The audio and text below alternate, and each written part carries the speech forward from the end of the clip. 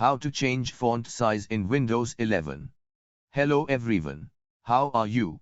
Welcome back to DigiLive Trends. We are here with another quick tutorial. In today's video, we will understand how to change font size in Windows 11. Changing font size on Windows 11 can be performed easily with a handful of steps that take a few minutes only. If you are ready, here is what you need to do. On your computer, go to Settings. At the left corner, click on Accessibility. A new window will appear.